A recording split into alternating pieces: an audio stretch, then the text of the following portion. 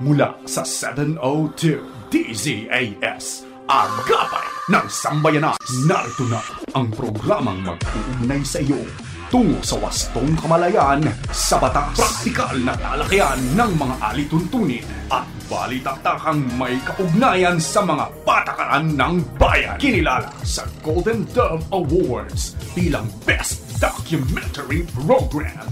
Ito ang Tabas ng Batas!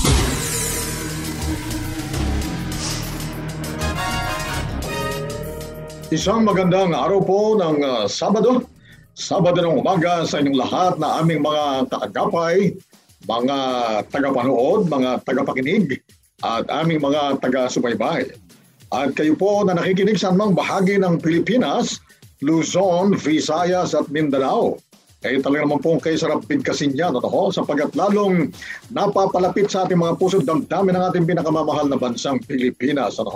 Kasi naman po, siyempre, 7,641 ang mga isla po yan. 17 regions, 81 provinces, 1,489 na mga municipalities, 145 na mga lungsod at 42,045 na mga barangays na kung saan po ay nakaabang ang ating mga taga-subaybay at siyempre po mga taga-subaybay din natin sa buong daigdig. Maraming hanga sa inyong aming mga tagapakinig dyan sa Bicol Region sa pamamagitan ng CARE 104.3 The Way FM. Diyan din sa Zamboanga City na nakikinig via 1116 DXAS Radio Comunidad Buenos Dias at maging sa 1197 DXFE Davao. Happy listening po sa inyong lahat dyan. Napapakinggan din tayo sa 1062 DXKI, your friendly voice sa Coronadal City. Kaya naman binabati natin ang lahat na nakikinig sa City of Coronadal at South Cotabato. At sa inyo rin naman na narito sa Metro Manila at walang sawang nakatutok tuwing Sabado, magandang araw din po sa inyong lahat. Ito ang programang Tabas ng Batas dito sa paborito mong himpilan, 702 DZAS FEBC Radio TV. Kami po ay membro ng KBP Kapisanan na mga broadcaster ng Pilipinas. Napapakinggan din tayo sa FEBC.ph at napapanood sa Facebook Live at YouTube channel ng 702 DZAS FEBC Radio TV. At meron po tayong simulcast sa ating partner television channel, Channel 185 sa GCTV. Ngayong araw ay siyempre po kasama niyo pa rin ang inyong kaagapay, Pastor ni Carlos Kuya Kaloy Cao Jr. At mamaya po ng konti, makakasama na natin ang ating kaagapay na abogado, Attorney Roel Cao Garcia, para sa ating mga talakayan at siyempre po kaagapay nating sasagot sa mga katanungang legal mula sa ating mga taga-subaybay. Sa punto pong ito ay nais naman naming pasalamatan ang ating mga kaagapay na patuloy nating nakaka-partner sa mga ministries ng FEBC. Sa tulong po ng Panginoon at ng inyong suporta, mahigit 7 dekada na po nating naibabahagi ang mga tamang balita at ang mabuting balita ng ating Panginoong Hesukristo. At sa mga nais naman pong maging kabahagi ng ministeryong ito, pari po kayo mag-message sa FB page ng 702 DZAS FEBC Radio TV para sa iba pang mga detalye. Maraming salamat po sa inyo mga kaagapay. Meron muna tayo pong roll call. Yung ating pong mga masusugid na mga taga-subaybay at ito po, isa-isahin natin. Nora Salvador, Nora Canchela, Marichu Estilon, Manuel Panlilio Canlas, Marian Andrea Guzman Gante, Claire Ann Banawa Gumapak, Irma Ragundias Tumanda, at Kay Ramirez Katangay. Pero bago po muna ang lahat ng mga dapat ninyong abangan sa ating programa, narito muna ang pagkaing pangkaisipan.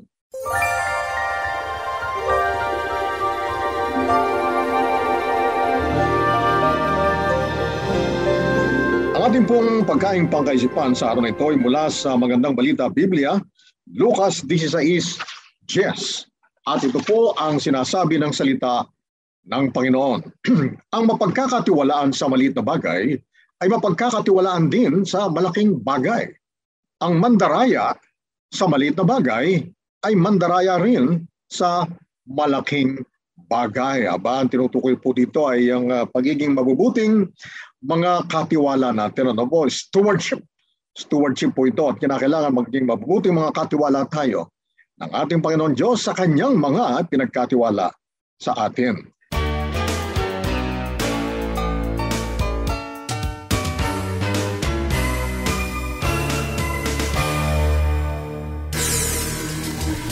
Kaya naman po, kayo ay aming inanyayahan na makibahagi sa ating usapan ngayong umaga. Magpadala lamang kayo ng mga katanungan o kaya naman po i-komentaryo o kaya naman i-mensahe sa ating Facebook page sa Tabas ng Batas FEBC. At sa pagbabalik po ng Tabas ng Batas, tutungo na po tayo sa ating segment na Punto por Punto. Tabas ng Batas! Paksang legal na siniksik sa mga kaalamang praktikal sa isang makabuluhang talakayan sa Punto por Punto.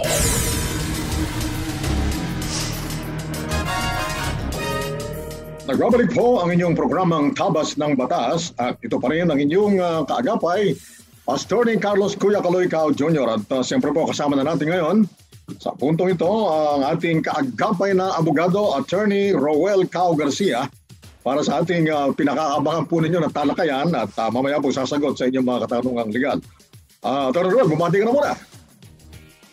Magandang araw po sa inyo, magandang umaga, Pastor ni sa lahat ng ating mga tagapanood, tagapakinig.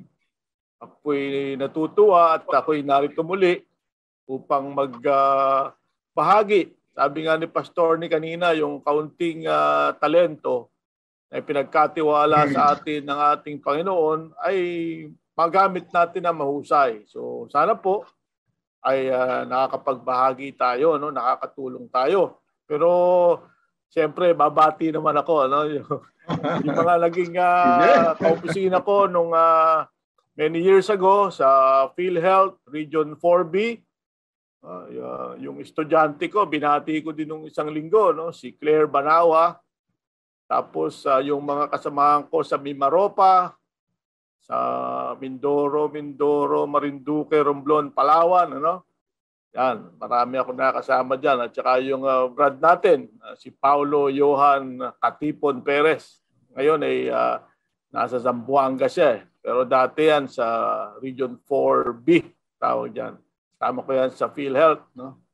Trabaho din tayo dyan nung after ng stint natin sa Senate. So magandang araw po sa inyong lahat. At siyempre, pangako natin, babatiin natin siya tuwing Sabado. Yung Collector of Customs siya ngayon, ano? Mataas ang rango ni Attorney June Mendoza. Binabati ka namin. Attorney June. Hindi ko makakalimutan yan. Attorney June Mendoza. God bless you po, Attorney June Mendoza. Ang Batangas. Sige, may sabihin ka ba, Attorney Roel? May sabihin ka ba? Ay, saka na. Baka mapasobra tayo ng bati. May tatrabahuin pa tayo. Ano? Tayo po ay ilagapayanan ng mga masisipag, mahuhusay, at matitsaga. Pinagtsatsagaan po kami na po natin, ang team natin na pinangunahan ni Ma'am Absedy Ferrer at ang ating Protex na sina JV Tabua, Benjo Morano, Reggie Villena, Nathaniel Peralta at ang ating RTV team na ubod din ang sipag at kay huhusay. Sina Ma'am Eileen Valdez, Abby Glindo, Chris Rosete, Ivan Abrenica at Wenmark Balatukan. Tayo po ngayon nasa segment na ng Punto por Punto. At napaka-importante po. Apektado tayong lahat nito. Serbisyo publiko ang pinag-uusapan po dito. Serbisyo publiko ng pamahalaan. Ito po kasi nga tabas ng batas, serbisyo publiko po ito. Pero sa mga non-government organizations katulad po namin. Pero ito pong serbisyo publiko, ito mula po sa ating pamahalaan.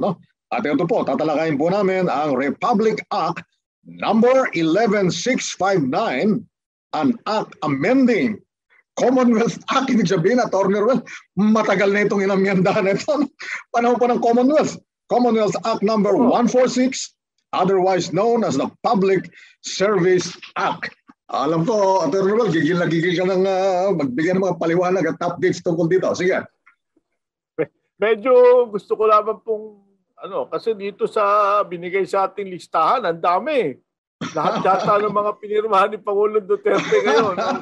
Focus lang muna tayo dito sa amendment ng Public Service Act. Kasi nilista nila dito yung Foreign Investments Act, no? At saka yung dalawa pang batas, medyo specialized po yung mga batas nito. Siguro bigyan natin ng tamang oras ito para ma-discuss. Ngayon, itong Public Service Act. Pwede nga Atty. Romuald kada mga susunod na episodes, ihahanay natin ito. Oo. Talaga ko, ang gusto lang ipakita dito ng ating research team ay talagang itong panahong ito, maraming pinirmang mga bagong batas. Ang ating Pangulong Rodrigo Roa Duterte. Tama-tama naman, kabe-birthday lang niya. 77th birthday. Kahapon yun. Talagang ito ang pa-birthday niya sa sambayan ng Pilipinas. Sige. Pati naman natin ang Pangulo ng Republika. No? Happy birthday po. Happy birthday po. Pagpalain po kayong palagi ng ating Panginoon Diyos, Pangulong Duterte. Okay. Malapit na kayo magbakasyon, ay enjoy ninyo ang inyong retirement. Yeah. Okay, Public Service Act. Ang unang papasok sa isip natin dito na tayong mga Pilipino yung ating saligang batas, no? Yung ating Article 12, yung National Economy and Patrimony, no? Particularly yung Section 11. Tingnan ninyo, i-google ninyo yung ating Constitution, sinasabi doon yung mga public utilities, nag-ooperate as public utilities ay dapat ay sa mga Filipino citizens lamang. Napapa-award o yung Filipino citizens lamang ang nagne-negosyo nito. Pag sinabi natin Filipino, under our laws, yun yung individual or mga corporation na Pilipino ang pagkakabuo, Pilipino ang controlling or 100% Pilipino ang karaniwan lalo na sa public utilities. Anong significance ng batas na ito pagkaka-amenda sa Public Service Act? Kasi doon sa ating saligang batas nakalagay doon public utility. Hindi naman nagbigay ng classification or definition yung ating saligang batas. So, nakatali ngayon ang kamay ng ating gobyerno, lalong-lalo na sa pag-attract ng foreign investments.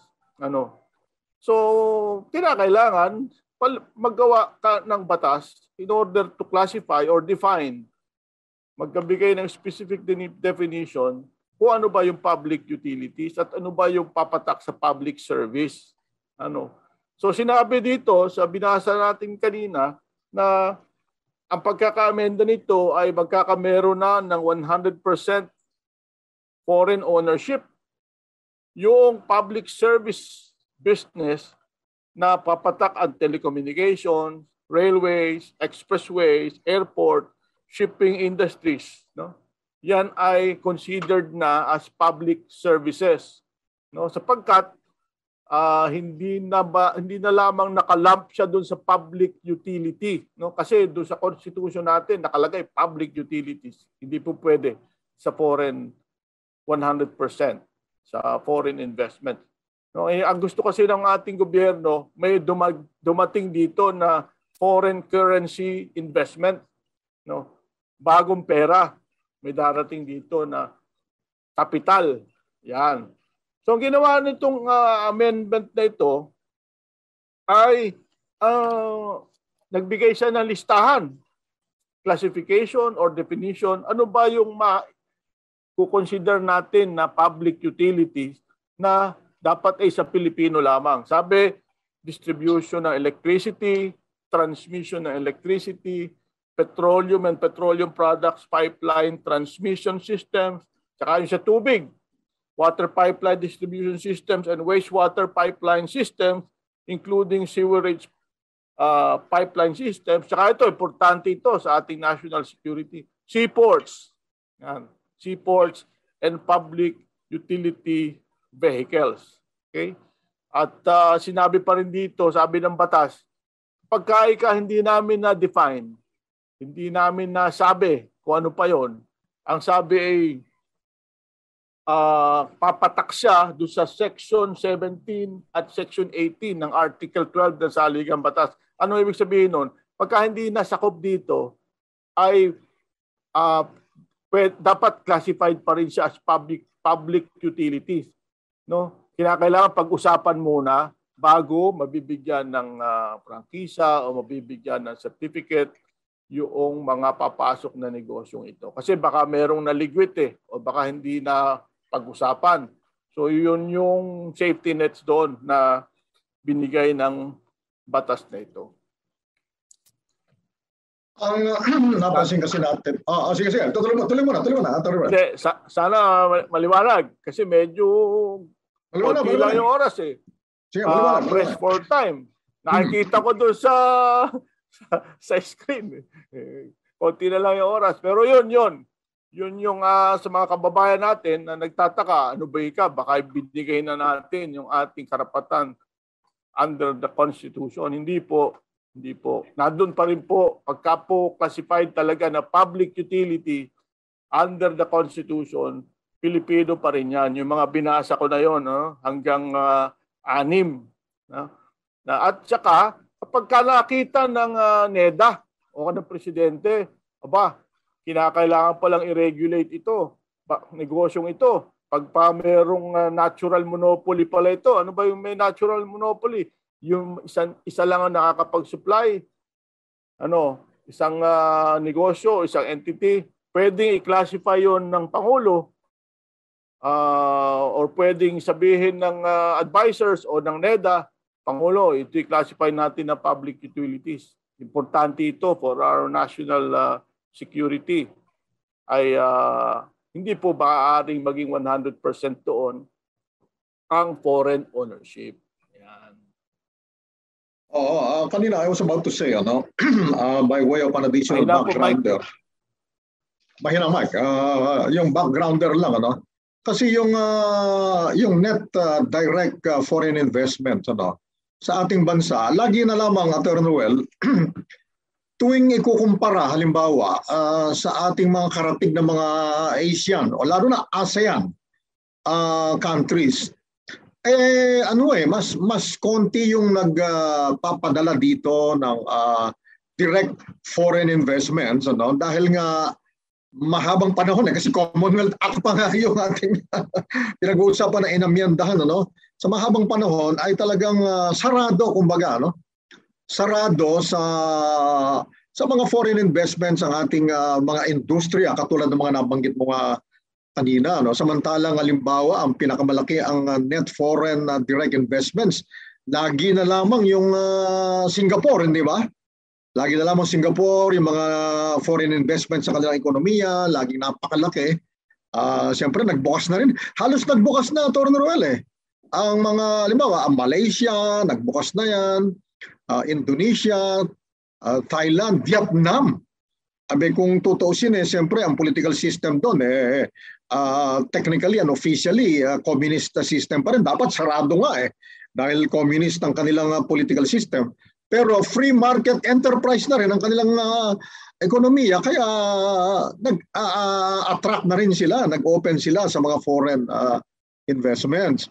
Napapanahon ito, matagal lang sinusulong ito at tama naman sa pagkatapos ng kanyang termino, talagang pinirmahan ng Pangulong Duterte itong napapanahon na batas na ito. Kaya lang, Attorney Roel, maganda yung discussion mo kanina, pero nabanggit mo, pangamba rin yung iba na baka daw binuksang ganyan, baka naman rumagasa naman, there might be an opening of the floodgates of foreign investments na baka sa halip na makapagpalakas ng ekonomiya natin, baka naman mapahina yung mga local industries dito. Ano masabi mo dyan, Atty. Ruel? In the light of this bagong tabas ng batas na ito.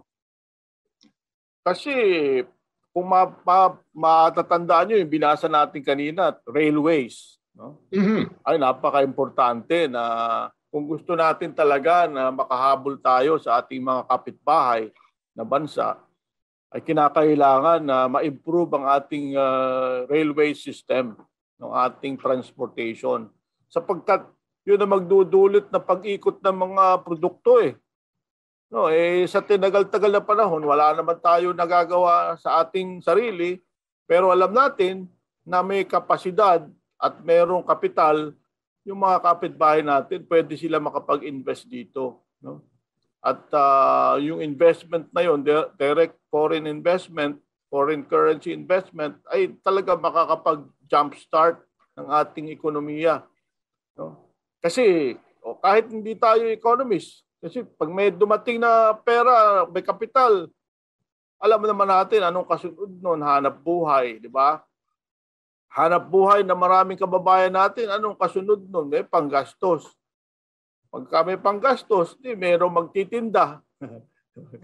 Magtitinda, tatakbo na po yung economy. Economy naman is transaction ng bawat isa eh. Dinuduplicate lang yun, palaki ng palaki, parami ng parami, parami ng parami. Yan po ang kailangan natin, na magkameron ng bagong infusion ng pera sa railways, sa expressways, no? Sa airports, sa shipping. Pero natandaan nyo, yung seaports, hindi pa rin. No? Mm-hmm. Dahil hindi pwede yun.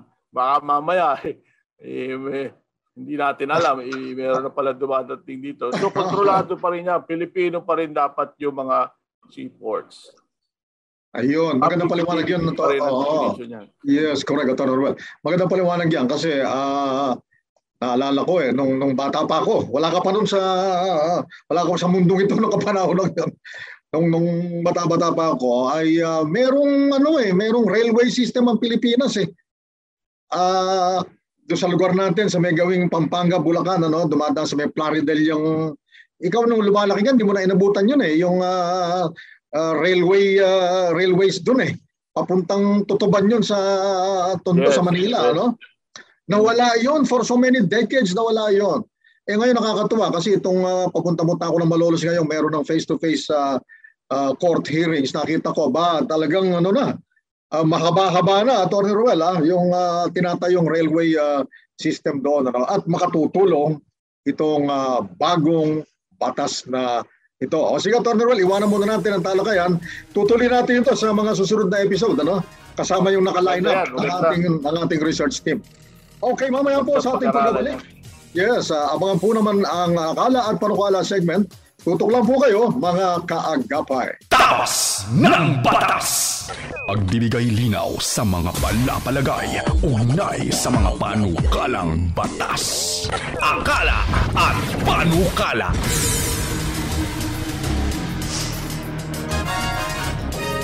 Nagbabalik po ang Tabas ng Batas at narito pa rin ang inyong mga kaagapay, Pastor ni Kuya Kaloy-Cao, at kasama pa rin natin ang ating kaagapay na abogado, Attorney Roel Cao Garcia. Tayo po ngayon ay nasa ating segment na Akala at Panukala, kung saan po binibigyang linaw natin ang mga palapalagay na kaakibat ng mga panukalang batas. Lilinawin po namin mga panukalang batas pa lamang po ito. Yung kanina, batas na, bagong batas na umiiral. At tatalakayin po natin ngayong umaga ang 4-day work week. 4 days na ang sinasabi rito. Panukala pa lang naman. An increase in the daily minimum wage of workers. Mukhang magkaakibat ito. Intertwined itong dalawang paksa na ito. Sige, magbigay ka ng mga highlights nitong panukalang batas na ito. Hindi lang ako sigurado kung meron na nag-file nito. Ito ay mga in the interplay of ideas ng mga policymakers. Lumalangoy-langoy ito. Sabi nga natin last time, nag-example tayo, paano ba nagiging yung mga public, mga issues, paano ba napapataas sa agenda ng mga mambabatas, kinakailangan mayroong catalyst or may focusing events. Siguro nakita ng ating mga policymakers na pwede pala magkameron ng hindi napasok. Kaya ngayon nagsasuggest na sila ng 4-day work week, ano yung focusing events, ano yung catalyst, ay napakamahal ng fuel. No? Kung magdadrive ka o mamamasahe ka araw-araw sa loob ng 6 na araw, sa 5 araw sa taga-gobyerno, ay malaking bagay nga naman na matitipid mo kung magbabawas ka. Kaya lang, kinakailangan pag-usapan mabuti dito kasi sa private sector, 6 na araw eh. Mhm. Usually, pumapasok yung iba, 6 na araw. Sa gobyerno, 5 araw.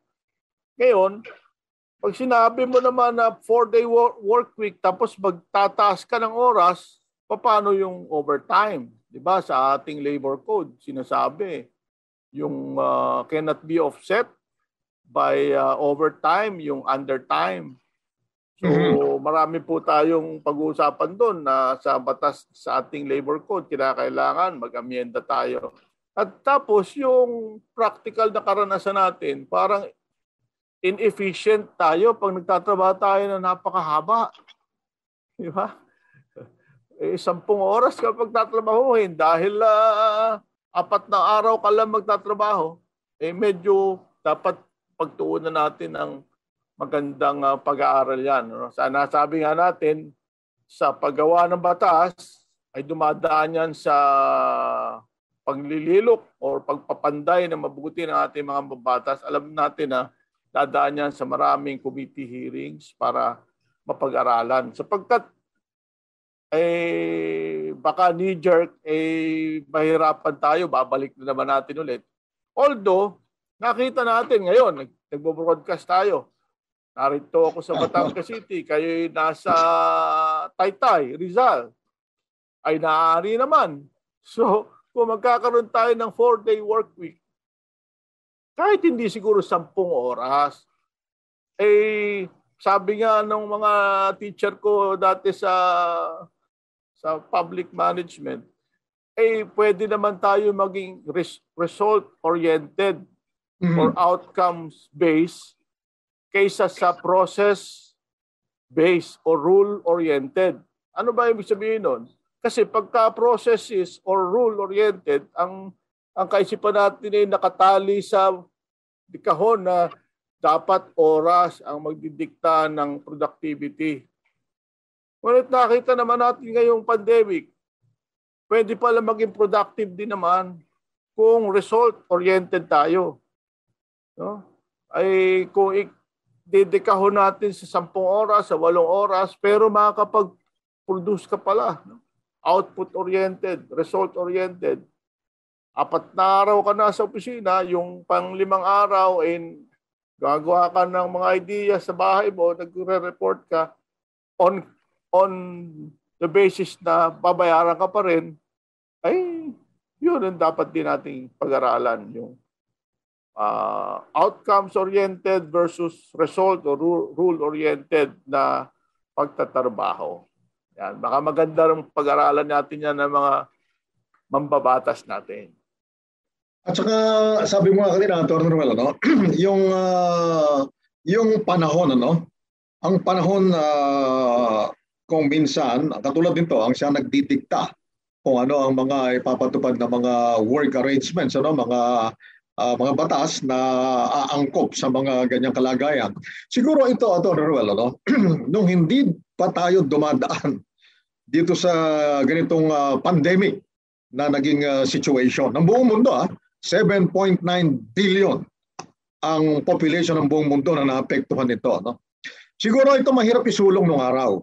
May mga panukala ng ganyan noon pa, Atty. Ruel, dahil sa sobrang traffic, dahil sa iba't ibang mga factors noong araw, pinapasok yan May mga ganyang panukala, Pero hindi ganun ka-welcoming ang siguro the public in general, Pero ngayon mukhang acceptable na sa maraming mga tao ito, halimbawa, nabasa ko kahapon, Atty. Ruel, yung mga BPO, mga business processing, yung mga call centers, mga call centers. May plano nang sila, yung in-person sila. In-person na, sila mismo nakikiusap. Huwag daw muna, i-defer muna. Yung daw patakaran ng gobyerno, i-suspend muna in the meantime kasi nagwo-work naman daw. Kamukha na sinabi mo kanina, kapag output sa base, performance base. So mismong BPO sector ang nakikiusap. Ano yata yun? 1.5 million yata ang mga empleyado niyan sa sektor na yan ng ating ekonomiya. Ay nakikisuyo sila. Kaya lang siyempre, siguro ang magustong magbabalik yung in-person, ang industriya naman nila, ang negosyo naman nila, yung mga office spaces, ang daming mga buildings niyan.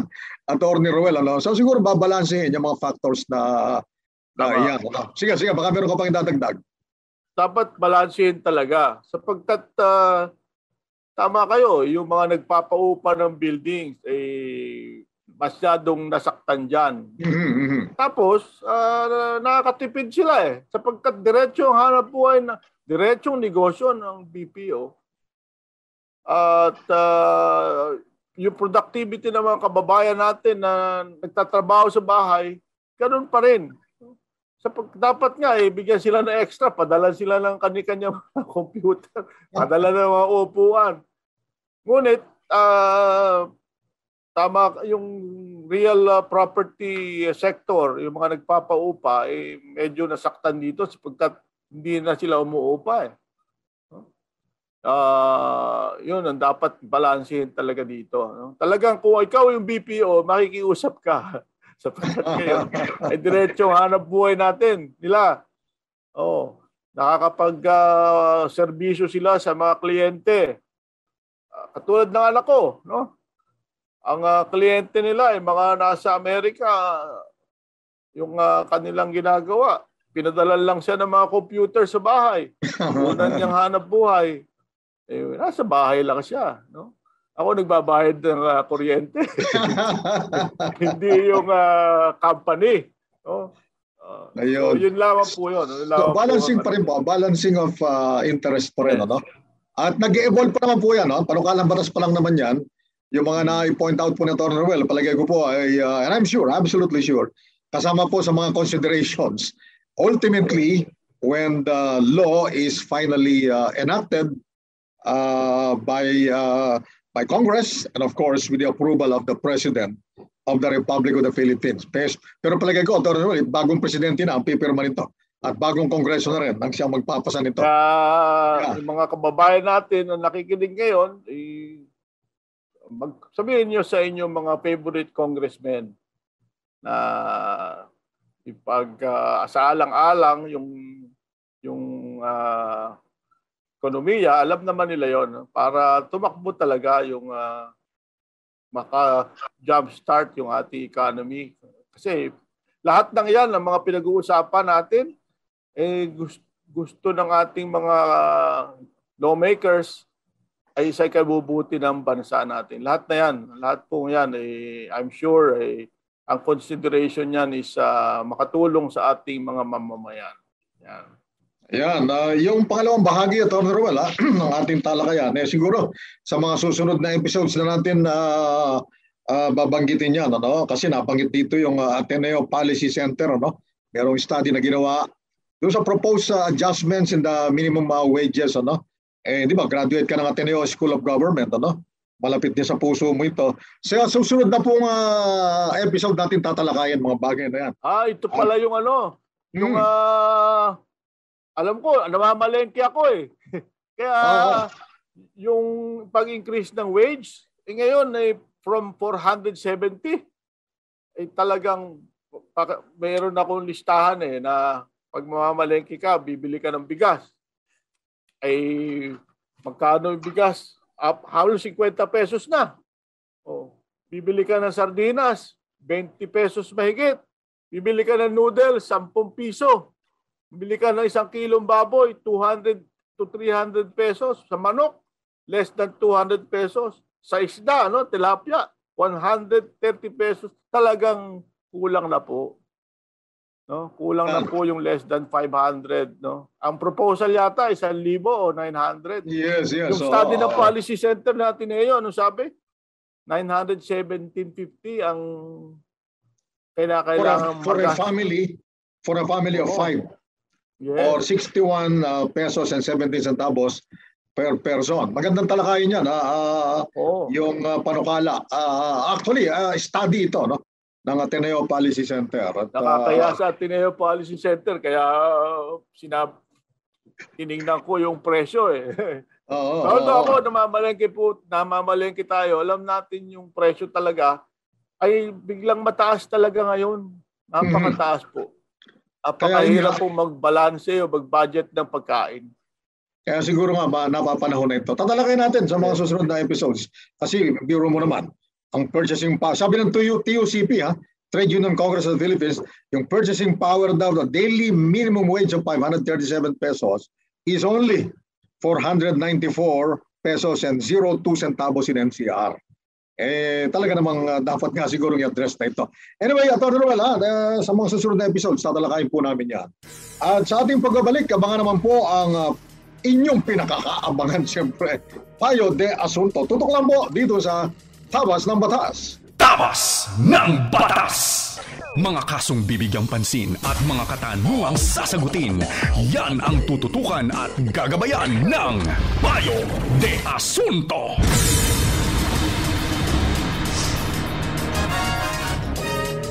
Atin po ngayong bibigyan ng mas mahabang oras ngayong araw ng Sabado ang ating segment na Payo de Asunto. At siyempre po bibigyan kasagutan namin ang inyong mga katanungang legal. Pero yun nga po, meron kaming laging paunawa.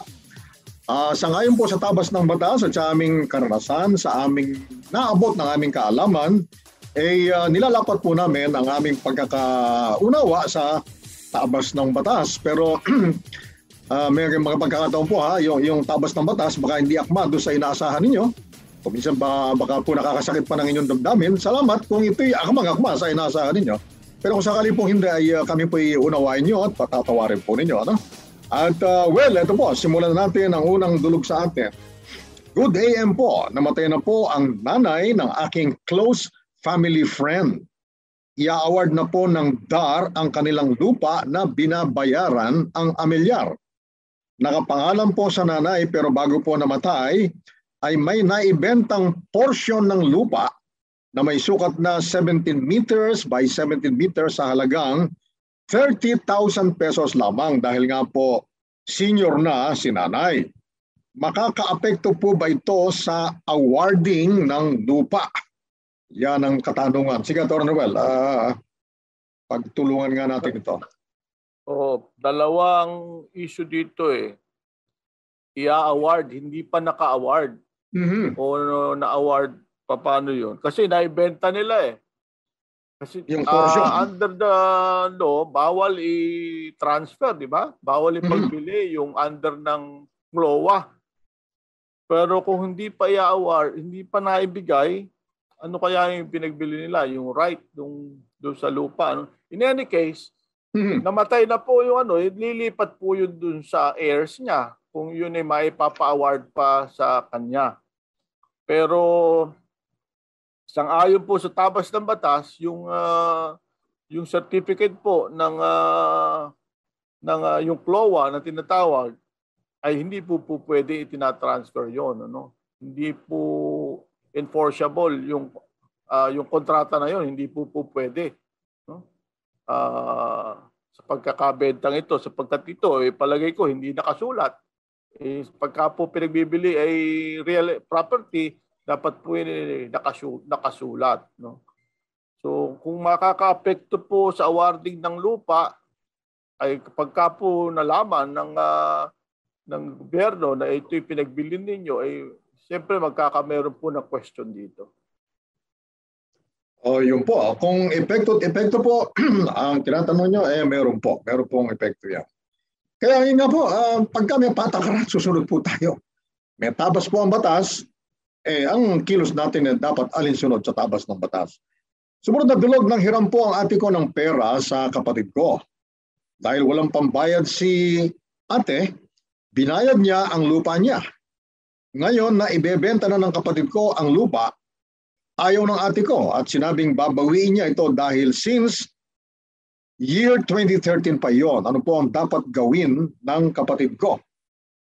Medyo medyo masalimutang presentation ito.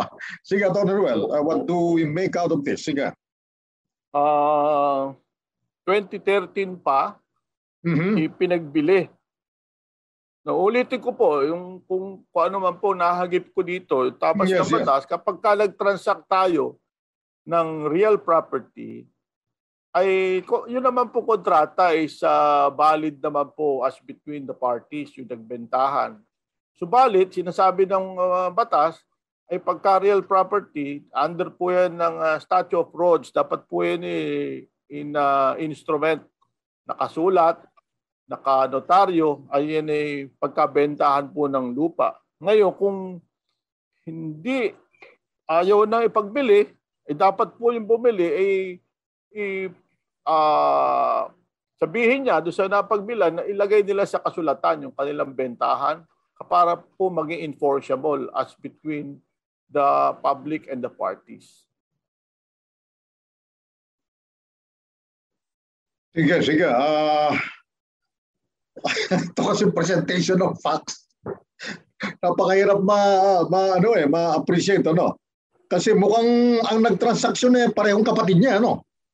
Nang hiram po ang ate ko ng pera sa kapatid ko. Parehong magkapatid, ano? Walang pambayad si ate, binayad niya ang lupa niya. Ngayon, naibebenta na ng kapatid ko ang lupa, ayaw ng ate ko at sinabing babawin niya ito dahil since 2013 pa yon. Ano po ang dapat gawin? Ay paliwanag mo na, Attorney Will. Sabi mo, kapag transaction involving real properties, kinakailangan po nakasulat yan. Para po maging bound yung third parties, yung buong mundo. Kaya po ito, lagi namin sinasabi ni Attorney Ruel, pagka po dokumento na private instrument, binding lamang po yan sa dalawang partido. Hindi alam ng ibang tao Pero oras po na nanotaryo yan, kaya po nakalagay, yung title, halimbawa, anumang kontrata yon, deed of absolute sale, contract to sell, deed of conditional sale, deed of donation. Nakalagay po dyan, di ba? Yung susunod po na linya, know all men by this presence. Sa Tagalog po, basahin po ninyo mga kontrata. Nakalagay po, dapat malaman ng lahat. Pagka po nanotaryo, ibig sabihin may constructive notice sa buong mundo. Dapat malaman ng lahat para po binding sa ibang tao. Kailangan po, sabi ng Attorney Ruel, ilagay sa tamang instrument. Ano po? Okay. Pangatlong dulog, regarding sa ruling ng collection ng monthly dues, mga anak ko po nakatira sa pinatayo naming apartment sa dating lupa ko. Di po siya paupahan dahil mga anak ko ang nakatira. Tama po ba na singilin kami individually? Salamat po. Medyo ako mismo, hirap akong i-grasp ito, Attorney Ruel. Let's try to make out what we can from this presentation of facts. Parang kasunod dito nung last week. Okay. Dun sa Magna Carta sa Homeowners Association. Parang siguro ang tabas ng batas po dito, sinabi natin last week, meron po kasi sa Magna Carta na sinasabi kung sino ba yung homeowner. Yung legitimate po na nakatira doon o yung usufructuary o yung lessee na mayroong isang taon. Ngayon, sinasabing hindi naman umuupa, pero papatak pa rin po sila na sila yung may right doon sa bahay, yung tinitira nila. Ngayon, pagka ganun, under the Magna Carta na homeownership, pwede silang ma-consider as homeowner. Ngayon, kung homeowner sila, ay pwede po sila masingil ng dues. No? Yun lamang po ang doon. Kasi sinasabi, sino ba kayong homeowner? Yung may-ari ng lupa o yung may karapatan doon sa tinitira na bahay. Ngayon, kung yung anak nyo po may karapatan, sila yung nakatira doon sa bahay, kaya malamang ay yun yung basihan kung bakit sila sinisingil individually. Individually, yan. At ano lang po naman yan, fair lamang po yan kasi po may election ng Homeowners Association officials, yung board of the directors at saka po yung mga officers, ganyan naman po ang basihan. Yung pinaliwanag na Attorney Ruel kanina, yung mga nag-occupy individually, yun naman po ang may karapatang bumoto. Kasi hindi po pwedeng i-demand na pwede kang bumoto individually. Consider kayong individual homeowners, pero pagdating sa singilan, ayaw naman na magbayad. Hindi naman po pwede yun. Maganda po yung paliwanag ni Atty. Ruel. Ano? Sumunod na tulog po sa atin, na-misplaced ang title ng lupa ng tatay ko. Dinulog ko na po ito sa attorney pero magdadalawang taon na wala pa ring hearing at laging canceled. Ilang taon po ang aabutin ng kaso sa nawalang title ng lupa. Atty. Ruel, bilang isang licensed real estate broker, baka pwedeng pakiguide mo sila dito. Sige. Bukod sa tabas ng batas, sa lawyer naman. Sige. Mahirap po kasing magsabi kung ilang taon sapagkat meron po kayong abogado baka yung magalit sa amin pagka sabi ng taon sapagkat siyempre tinatrabaho niya ito siguro reissuance, petition for reissuance ang kanyang pinile dito. Pero kausapin niyo siya sapagkat hindi naman po talaga namamadali yan yung kanyang mga kaso. Lalo na yung reconstitution o yung reissuance. Dapat lang po tutukan nyo din. Tanungin nyo din sa inyong abogado kung ano na yung estado dito. Opo. Di po, iba-iba po kasi ang judge, iba-iba ang judicial branch ang dito sa Pilipinas. Depende po kung nasaan kayo. Baka po sadyang delay. Alamin niyo po sa lawyer. Yan. Sige po. Kasi po kami may ino-observe. Ganon din naman sa iba't ibang klase ng profession. Ano po ang tawag po dyan ay professional ethics. Ano po. So kami po kasi kumbaga magkakapatid sa profession.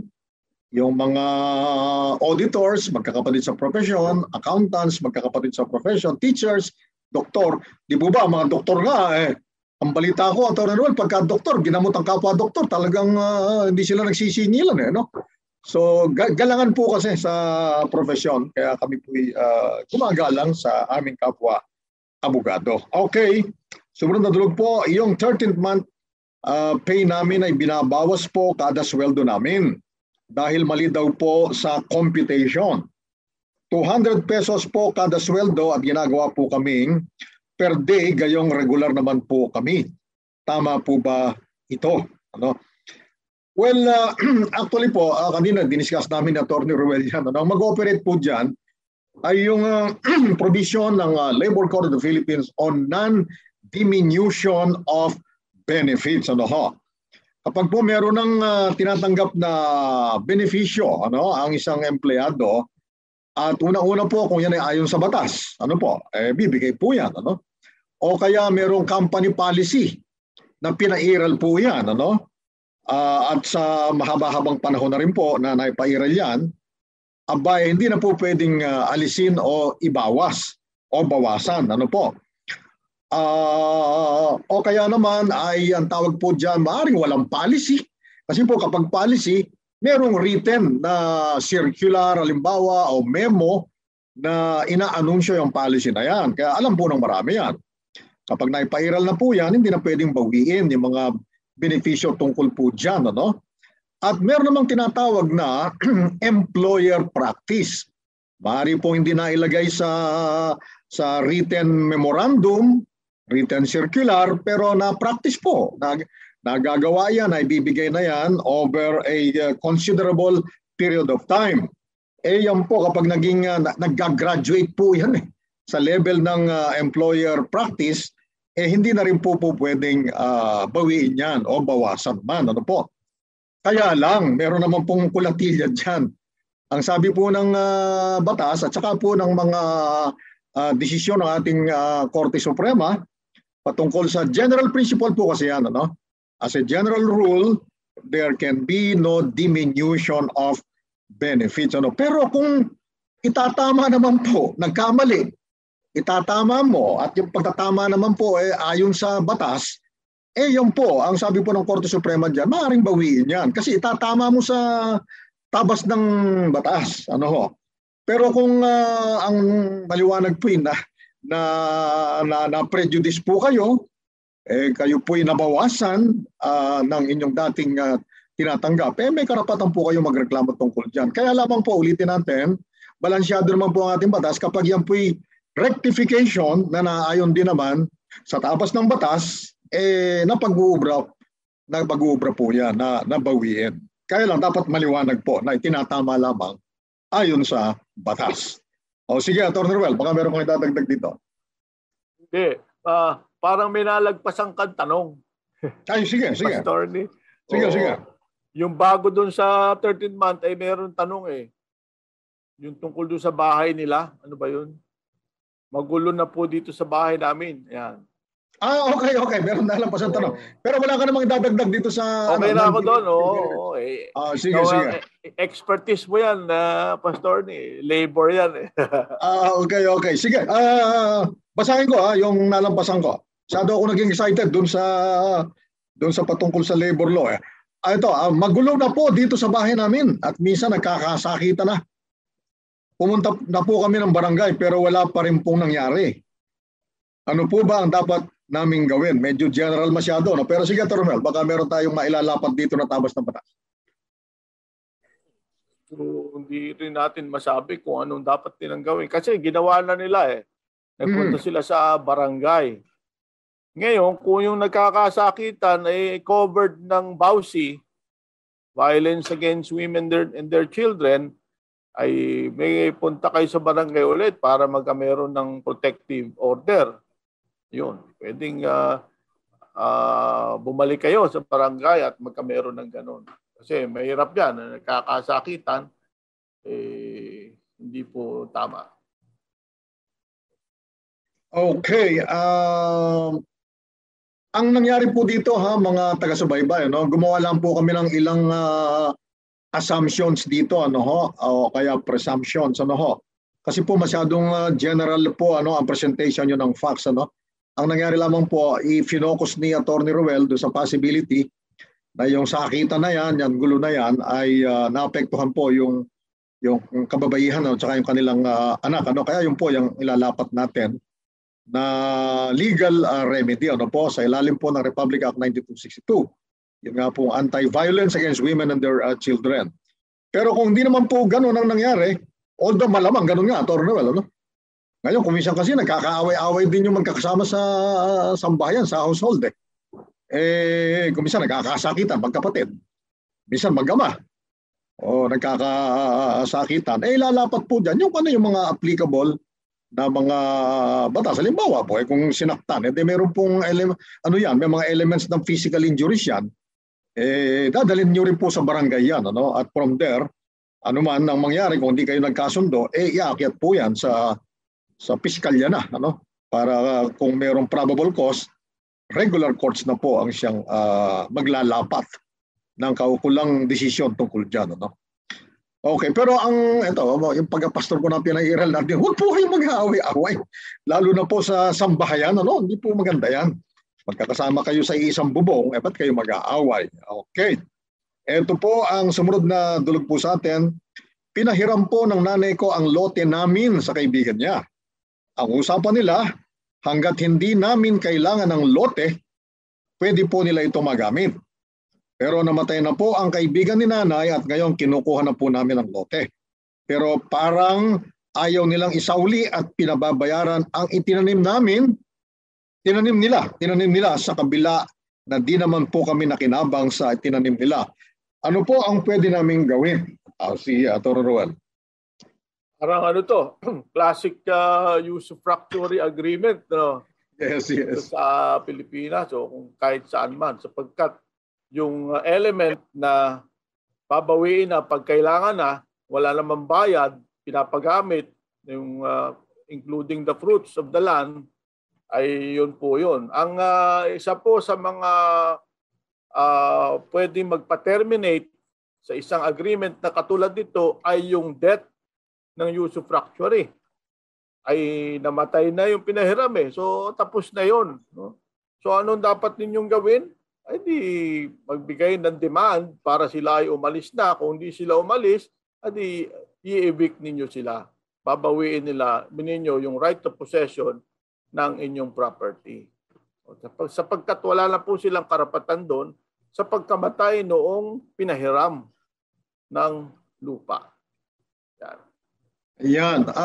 Yung pong usufruct o usufructuary, ano, ang kamukha ng paliwanag po ni Atty. Ruel kanina, yun po yung free use. Kumbaga, parang nanggaling doon sa usufruct o usufructuary. Ano. Siyempre po, ang element ng tolerance, nandyan. Ano. Pero ang payo po namin, ano, kahit na usapang magkaibigan, actually nga, kahit usapang magkakamag-anak, ang pinakamainam po ay ilagay sa kasulatan, ano? Ilagay sa kasulatan. Meron pong ano to, kasulatan ito. Ang tawag po diyan deed of usufruct. Deed of usufruct. Kahit na paggamit mo ng libre, kahit na pinaubaya mo ng libre, pinakamaganda po ay merong kasulatan na bound din, ano? Binding din sa third parties, ano? May constructive notice din sa ibang mga tao. Actually nga, yung constructive notice na yan, na ang ibig sabihin para bagang binigyan mo ng abiso ang buong mundo. Yan po ang ang technical effect niya. Parang yung 7.9 billion ng mga tao sa buong mundo binibigyang kaalaman mo na meron kayong ganyang kontrata. Ilagay po niyo sa written instrument. Maganda nga po kung public instrument pa yan. Matutuwa pa po yung mga abogado at magkakaroon po ng notarial fee. Ayan. Hindi naman po kalaki yan ng notarial fee dyan. O may naka-boundary tayo, Atty. Ruel, ha? O, ito ang... meron pa. Sige. Meron pa yata isa. Meron pa isa. Babasahin ko sana. Ito. Magtatanong lang po ako tungkol sa kaso ng kapatid ko. 2 taon na po kasi siyang nakakulong. Tapos po yung hearing niya, puro reset na lang. Ano po ba ang pwedeng gawin sa kaso niya? Sige, Atty. Ruel. Ano kaya ang kaso? Sapagkat pwede po kayo pumunta sa pinakamalapit na opisina ng Integrated Bar of the Philippines. Meron pong mga doon free legal aid. Pwede po kayong matulungan. Ngayon, pwede po kayong mag-petition for bail kung bailable. Ano? Yung inyong kaso ng inyong kapatid. Sapagkat kung 2 taon na, edi dapat speedy disposition na ng kaso mapalaya man lang sa pamamagitan ng bail. No? Kung evidence of guilt is not strong, pwede pong kahit na hindi by right, pwede pong by sa paningin ng judge ay papalaya pansamantala ang inyong kapatid sa pamamagitan ng bail. At isang maidagdag lang natin dito, Atty. Ruel, this is a practical reality now. At well, of course, inuunawa natin ang both sides dito, no, Atty. Ruel, ano? Yung panig ng mga may kaso, ano, yung kamag-anak na may kaso, siyempre naiinip na sila. At 2 taon, matagal-tagal na panahon din yan. Ano? Nagkataon naman, nagko-coincide po yan, ano, natapatan nitong COVID-19 restrictions. Ano po? Talaga po ang mga husgado ay hindi nakapag-hearing noon. Nung una nga, Atty. Ruel, in-person hearings, wala eh. Niwala din po yung online court hearings sa matagal na panahon din yan. Hanggang maka-adapt ang mga korte, pati yung kanilang mga staff, pati yung mismong mga judges, ano. Kaya nagkaroon po ng online court hearings. Ano lang po rito, unawaan lang. Although madaling sabihin, Atty. Ruel, ano. Pero ganun po talaga ang nangyari. Unawain natin ang mga nasa korte, yung mga court staff. Kaya lang, wag lang sana mangyari, Atty. Ruel, na mahirati sila. Kasi nung araw, marami na rin nagtatagal na mga kaso, na-aggravate because of the pandemic situation. Sana naman po ngayong mukhang papanormalize na, mapabilis na yung mga dapat mapabilis. So again, ulitin po natin, unawaan po, bagamat madaling magsabi, kapag hindi ka apektado, kung apektado, lalo na kapatid niya itong nagdusa, no? 2 taon na nasa as a detention prisoner. No? So meron nabanggit naman si Atty. Ruel. Kaya lang, Atty. Ruel, ang karanasan ko, kasi naging online lahat pati yung follow-up online. Ang problema lang, may mga court staff na nag-email ang parties, ano, hindi sinasagot nitong mga nasa korte yung mga email inquiries, ano? Ang totoo nga, meron akong ina-handle na kaso na lipat pala, na re-raffle sa ibang branch, hindi nalalaman nitong detention prisoner at saka yung kanyang family. So, ang tagubilin po natin dito, iayos lang ang lahat. After this, ay maaari pong makapag-adjust na muli. Baka meron pong gustong dagdag, Dr. Roel. Oo, kasi siyempre, Pastor, hindi naman lahat ay katulad natin na malakas ang connection sa internet. Pero unawain natin yung ating mga kapatid, kababayan na nasa husgado, minsan pag nasa bahay, wala namang internet. Wala rin naman silang allowance for internet. So, marami pong factors. Hindi ko naman pinagdedepensa sila, pero may mga ganun po talagang sitwasyon. Ayan. At ang inaasahan lamang po natin, sabi nga natin, nag-normalize na po ngayon. Abay, marami-rami na rin ang na-attendan kong court hearings in person. Bagamat po balot na balot pa rin po kami. At saka, Atty. Roel, di ba, pag nag-appear tayo yun, puro mo may plastic po yan. May cubicle po yung magkalabang abogado, magkatabi, pero merong nakapagitna sa kanila na plastic. Ano po? Nakaharap ka sa huwes, may plastic ka sa harap, may plastic din po yung huwes sa harap. Yung po mga court staff, puro mga naka-cubicle din po ng plastic yan. So talagang unawaan po ang kailangan dyan.